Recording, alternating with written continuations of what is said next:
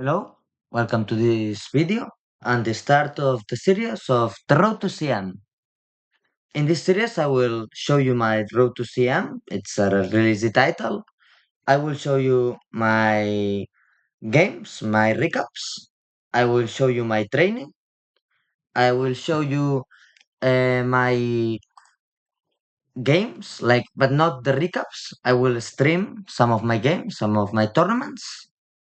And that's actually gonna be it. I'm gonna show you my games, my training, and my tournaments, and I hope you can learn a lot about that.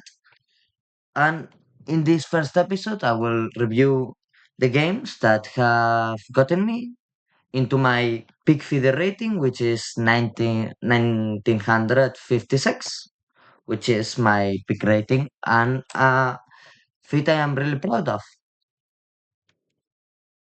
So, okay.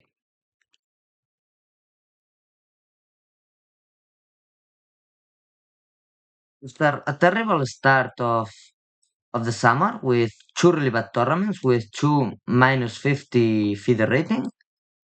I played one tournament that got me back into 1800 with a gain of 50 feeder rating. I beat a 2000 in that game. It was really nice. Look at this game. I'll show you really quickly that game because it was really nice. E4, E5, gonna get the engine out.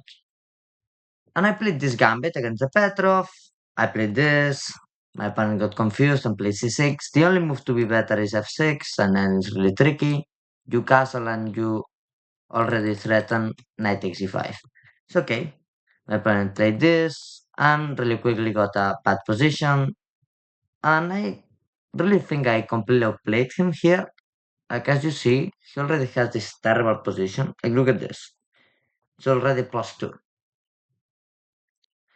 And here I completely outplayed him, got an exchange, and at one point I threw blundering queen f3, which is terrible by me.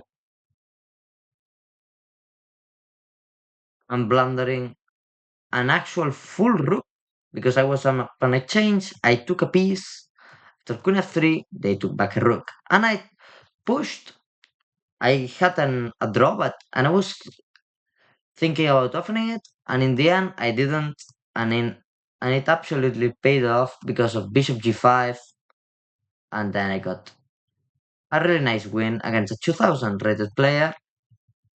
This was the first step into getting my peak rating because it was the game that recovered my confidence after really bad games in the previous tournaments. Okay, and now we go to look into the tournament that got me a rating gain of 150, the Sands Open. Gonna show you the interesting games. This is a really nice game I played with great preparation. Like, I think I did really well in this tournament was the prep. Like, I prepared really specifically, and when I saw that an opponent had trouble into a line and I liked it, I played it. And it worked really nicely. I played this h3, knight e2 idea, and I saw that my opponent didn't play h5, which is not the only move, but the only move that makes it difficult for me. b5 is interesting for him, but not that strong. It's good because b4 ideas and everything, but b5 is difficult to play, and h5 you can find it over g4. That's the idea. But he didn't play any of those, and I got a really comfortable position out of the opening. And to look at this, it's a +1 in the opening at move 14. I played knight f5 is kind of a mistake because after bishop f8, it's funny because g6 and bishop g7 and the bishop was terrible and now it's a bit better. So b3 first was stronger. As you see, I kind of improved the bishop. It's still completely better for me. Played a good move. Just kept the pressure. Now I was for sure winning a pawn with queen e2 ideas. After e4, queen e2, Knight takes d5, he completely collapsed. Bishop takes knight on its resignation. He took, I took, and queen e5, queen takes, bishop takes, and bishop takes knight. It was completely over. Or actually, even check, king e7, rook takes rook, bishop takes, and then I take the knight. As you can see here, there was this. Check, trades, trades, and takes. So that was a good simplification. Then the second game, I made a video about this game, so I'm gonna just show it quickly. It was another game that got me good rating points. It wasn't a really strong game. It was really brilliant, the ending, but it wasn't a strong game. Here I played this brilliant sacrifice, rook c7, and I won this game. I want you to see the idea. Queen takes rook, blunders back rank mate.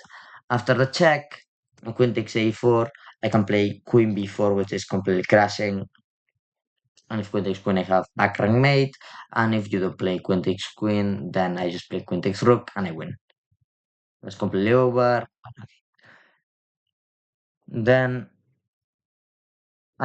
I went on to win four games in a row. Another good preparation here. I didn't know he played this, but this is a good opening line that I got. I got a really comfortable position. I completely crashed him. You can say really quickly. I'm gonna pass the Suns games really quickly because I made a blog about it too, and I just wanted to show you that way I reached my peak, and then I'm gonna show you the last games I played as a 1950. Okay, this line against the Scotch, which is good preparation I have. And here I already got a -1. I didn't play the most accurately. Played some tricky ideas. He played a bad sacrifice. And here I gave up my queen in a really good position. Because 3 pieces against a queen, it's a really good deal. And here knight d4 is really strong. That was my first idea, my first instinct. Because, yeah, it's a really strong position. But bishop d5 gets a rook and 2 pieces for queen, so I thought it would be easier. It was not the case, but anyway, I really easily won this position, and yeah, had to be careful about this. I made a video about this game too, so I passed it kind of quickly. And now, a really important game that if I had lost, I wouldn't have been so mad at myself and so sad. But happily, I didn't lose this game. I got a bad position out of the opening, even though I was really well prepared, but I still got a terrible position with queen f3 that I always play, and the best move is knight f6. As you can see, the engine approves this sacrifice of the rook. I thought way too much and I took it anyway. Maybe I should have played bishop takes b5, but queen takes rook is a fine move. My opponent blundered instantly, and then I was not completely winning, but better. And here, I should have played queen c4 intermezzo. I didn't, and then I got in trouble. I should have played the same thing, but then the bishop cannot play bishop h6 ideas, and then there's not that much trouble. But okay, played queen b5. My opponent refused to get into that endgame and blundered the game instantly, sacrificing the rook, which doesn't work. And I actually won this game after this queen sacrifice, but it's not a huge sacrifice. It just gets material. It's really simple, and that's it. Because I'm already up an exchange, so getting a piece is like getting being a full piece up. So I got this win. It was kind of a lucky win. I'm proud of my resilience here that I managed to play moves that defended. Bishop takes f2, I saw it, but I just thought king h1 is surviving. But the resilience I played here with bishop e3, I'm really proud about it because rook e5 is the best move. Bishop takes bishop is good too. Those are the only clear wins, which are fairly easy, but still with resilient. And now I have another game of really good preparation, specifically against this opponent, because I looked at the game and he had trouble with a6 because he played bishop d3 and allowed pawn takes on b5, which gave me two tempos. That's really good. And with this comfortable position I got, and with great preparation, I just had engine prep. Like here, I'm still. I don't know if after in queen b6 I'm still in prep. I don't think so. I think rook c8. No, after yeah, here a3. I knew the ideas, but I wasn't in preparation. I just played the same ideas. That's the reason I still thought I was kind of in preparation, but I wasn't really. A3 threw me off, but the same plans. So okay, it's got a really comfortable position, really easy to play, and a really good time advantage, a really healthy time advantage. My opponent blundered here, blundered the pawn, and here I played this pawn takes, which is fairly strong, and bishop f3, and my opponent completely collapsed with rook d2 on time travel, and resigned after pawn takes f2. And so well. So okay, that was the game. The Suns games that got me to my pick. I'm gonna show you 956, and with a really bad tournaments on August. Well, actually in July, but they were added in August, and then a really good tournament on August, and then a really good tournament on September on final of August, but it finished on September, so no, 31 of August, so the rating for September was already added, so it was added on October. And yeah, I'm gonna be playing another tournament the tomorrow, and it's the Catalonia Teams tournament, and I'm gonna be playing really strong players actually. One CM, one FM, and one 2100. So I'm gonna be really happy about playing them, and then another three opponents that will be paired on the next phase of the tournament because it's a team tournament but with a strange format. So I'm gonna show you the last games I have played on weaker tournaments. Actually, this is the open autumn tournaments that are done to play a bit of chess still in autumn, but they are not really strong. Here I got a really strong position, and yeah, I was just completely winning on the move 9. Not completely winning, but practically speaking, this is really hard. And yeah, some tricky moves. Here, this is kind of bad because queen d2 makes absolutely no sense. If after queen f6, I'm gonna play queen d4. The best move was clearly queen d4. But okay, I just did this, and as you can see, I just played the end game because my opponent traded queens, a huge mistake with a really huge weakness, and completely lost. Actually, when bishop takes d6 worked because of rook takes and rook e8, as you can see.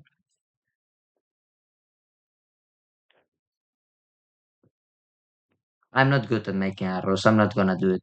I'm gonna allow you to calculate. That's it. And yeah, I easily won this endgame. Now I'm gonna show you a more complex position against a 2100 that has been really close to CM with a peak rating of 2197. Here my opponent wanted to throw me off because I know that this guy have played him multiple times. I know his openings, I know what he does, and I wanted to play a King's Indian. And here Rook B8 is a slight inaccuracy. I thought it was interesting.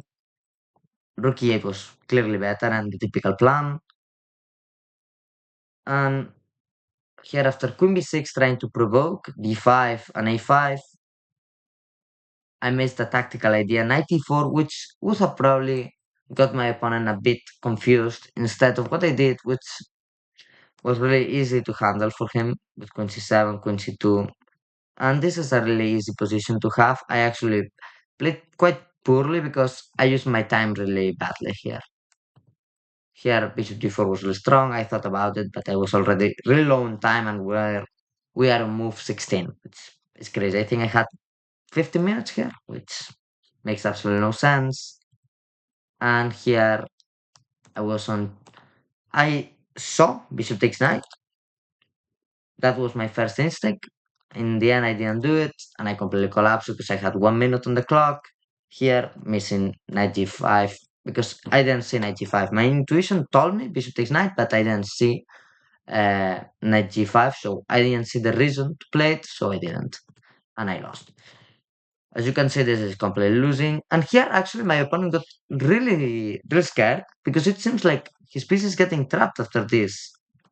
But the thing is that after all of this, first thing I did it in the wrong order. That's the first thing, which is completely crazy. I had to take first. After 94, 95, I had to take, and then we kind of recovered. We have two pieces for a rook, but this is still completely losing because of that those connected pawns that are really fast and really strong. So it was completely over. And I was thinking about this, but then e6 is really fast, which is crazy. And yeah, I did it the wrong way because of my time travel, and yeah, I completely lost. Then I had a game against a lower rated player. I played the Sicilian. My opponent played a bad move with bishop c4. I got a really strong position from the start, and I don't think I allowed him any chance in this game. Like I'm passing it quite quickly because there's not that much to see. Just made some normal moves, and yeah, that's it.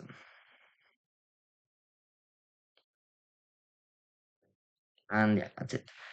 You see that this is completely winning, and he didn't resign, but well, there's nothing to see there. This is a really sad game. I played against and the tournament I talked to you about. It's a Friday tournament, and we play at 9. But this is really bad. This is really bad. Even though it's at night, even you cannot lose in 8 moves. I played d4, my opponent played the French. I played knight c3, trying to make them like transpose. Like I had some opponents that actually played c5 and transposed to Sicilian, and I was really happy about it because I'm well prepared there. After knight f6, pawn takes is kind of inaccurate, but it can be played with knight d7. Knight f6. I know it's the engine move, but it's only if you play knight d7, which nobody plays. If you play knight f6, please play pawn takes and play an attacking idea. Don't play queen takes. You're getting a bad position for absolutely no reason. Like because bishop g5 might come, you have to waste a tempo with h6. And here I played a tricky move. Like I knew bishop g5 was really strong, bishop g5, queen g6, bishop d3, queen h5, and h3 with g4 ideas looked so good. Like as you can see, I saw all of this, but he had an escape, and it wasn't like a clear win. It was a good position, but not a win. So I played bishop d3, allowing h6. My opponent blundered the queen and resigned. So that was the game. It was a really bad game. It was a 1600 FIDE rated player. So as you can see, they still blunder really big things, 1600s. And now the last game against a 1900 player, the same rating as me, but he got 2000 at his peak. So he was my first real proof. Well, I had this proof against a 2100, but this was like a 1900. So it was, if I beat him, it was a clear proof that I could play at their level. Instead, at 2100, it's not 2000 level, it's just a bit higher. So I was black. I wanted to play a King's Indian. He played the King's Indian attack, I think. This is the King's Indian attack. I played the King's Indian defense with the plan of e5, f5, trying to attack. And I played it quite quickly, which was a mistake. I should have played here a5 to avoid b4 ideas. But I thought it was not a problem, and I was studying some stuff, and it wasn't that bad. And here I made a mistake, allowing knight g5, when the typical idea h6 had to be played to avoid knight g5 ideas, attacking the bishop, and trading this knight for this bishop got him the bishop pair, and I got a bad position. And here, I thought he couldn't play this because of bishop h6, but of course he could. And it was a really good endgame for him. And as you can see, this is completely losing. It's not that easy. Like bishop takes b7 is bananas. It's completely crazy to play that. Rook, rook takes pawn is completely logical. I would have played rook takes pawn with white. It was my first idea. But he played pawn takes, which makes sense to open up the a file. b6, rook here, rook e7, bishop b6, king f7, bishop c6, knight e6, rook a3, rook c7, and I should have played here a5 instantly. And I thought a5 didn't work because he put en passant, takes on d5, and I thought this didn't work. But it does, because after all of this sacrifice, I cannot take, of course, well, I can, but I cannot take this bishop because a7, which is really strong. But in the end, it's equal material, and even though he has a passer, it's playable for the engine. But I didn't see all of that, so I played e4, and I got a losing position. As you can see, there was bishop a5, which he completely missed, but bishop takes pawn looks winning too. So as you can see, he missed multiple chances, and here he missed another one. I had 11 minutes, he had 1 minute. So at that point, I knew this was losing. So I just decided, wait, I just have to move quickly. I just have to pressure him on the clock and try to force a mistake. And how do you do that? Not playing good moves, just playing active moves that could get you confused because King e6 allows bishop takes d5, and he thought, like his mind with 30 seconds, because at his point he had 30 seconds. I didn't think at that like that much. I just wanted to play my move quickly. I didn't think it that far. I just thought, wait, he has low time. I have to pressure him, play active. And I calculated bishop takes d5, and I thought, wait, it seems like I can go king 5, but I can mate.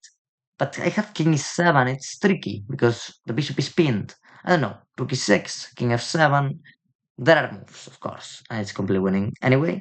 But it could get harder. So I played king e6. My opponent had bishop takes d5. He got scared by king e5, but the low time makes it have sense. After rook a1, knight d7, again allowing a good move. Bishop takes knight, completely winning position because it's a double check. If I could take with the rook, I think that's fine. Like that's probably completely fine. But really sadly, it is not completely fine. It's completely losing. After bishop takes knight, king takes, and rook takes a7, and two passers against nothing. It's completely losing. But he played bishop e7, which is a good idea. I played king e5. Actually, king e7 is the best move because then after rook takes a7, then I can take on c5, and if c6, maybe I have a better move, a better idea or something. I played king e5, allowing rook d6, which was completely crashing, but rook takes c5, I don't know, like this looks very complicated. And rook a6, and the mate is unstoppable. Rook here, rook e8 only move, and rook takes knight, and I resign. Crazy. My opponent played c6, missing that after rook takes a7, because he still thought he was winning. I saw it in his facial expression that he completely thought he was winning, but after knight takes bishop, pawn takes and rook b8, he was losing all of the material. Like if he took, there was no chance I would lose that. Like no chance. Or at least that's what I thought. And he played b6, which makes sense. And here I have to play d4, but I played rook d6, which loses the endgame. Theoretically, after rook e7, king f6, and b7. And he played it. And I played rook b6. And he actually played the winning moves. He played all the good moves. After rook b6, you have to see the motion here. You take, you check me, king here. Then you have to go rook g7, and this pawn completely falls. I thought king g2 was the idea on the game, like king g2 and h4 ideas, but it didn't work in my mind. Like I thought all of that, it didn't work because King J was kind of slow and I could try and get something. I don't know. Like in my mind, I was trying to think really fast, so I just miscalculated that. and he played rook c7, trying to protect the pawn, king g2, and here I have to play d4, I think only move, it is, and e3. And here I just played the typical idea to make the draw in the endgame, and here I got greedy. Here I got completely greedy with rook a6, trying to win. Of course, I didn't see the idea that white had, which is this, which is completely crazy, like completely crazy. Rook e2 with 30 seconds, that's unfindable for any 1900 player. Like it's crazy. I think stronger players could find it, but it's really difficult to rook e2 because you still are thinking about the ideas of checkmate after the queen sack. You're thinking about a lot of things in this position, and rook e2 it's just not one of them. Thinking rook f7. As you can see, he missed rook e2, really luckily, and he played promotion. I took on d4, and here I actually got no chance to win this, but if someone had chances, it was me. After h5, he offered a draw, and I took it because there's just no chance I win this position. Because after this, and this, just over. Just takes this pawn. It's rook against rook endgame. I'm not gonna play that in a classical game. Oh, actually, not even in well in Blitz. I actually played those, but you shouldn't. And that's the thing. So this was the first proof that I can handle. In fairness, I have to say that this was clearly losing. I wasn't better for any moment of the game, and the best thing I got was complete equality. So yeah, I have to be really happy about this result. I have to improve how I play the King's Indian. I have to learn better ideas. As you see, I got bad positions in both games, missing some key ideas. I have to study more.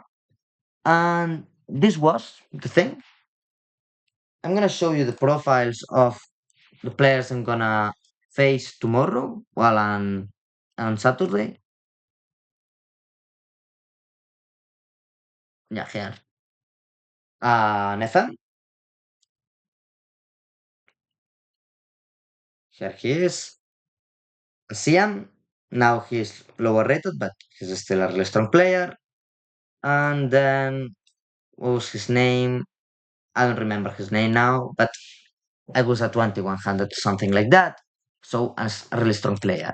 So these are gonna be the players I'm gonna face tomorrow and on Saturday. I am really excited about it. I'm not going with a team here. I'm going with a team, but it's like a mix of some clubs because it's the thing that the federation organizes when the clubs cannot build a team with the players of that category, which was the case of my club. So this is it. This is the video, and I will for the next episode I will show you how I train my opening repertoire. I'm gonna show you how I train tactics in the third episode. I'm gonna show you some material I use. Yeah, I think that's gonna be great for me and for you. So you can get to material that can help improve. And of course, it will be a way of showing you my journey. So thank you for seeing this video. Please subscribe. Bye.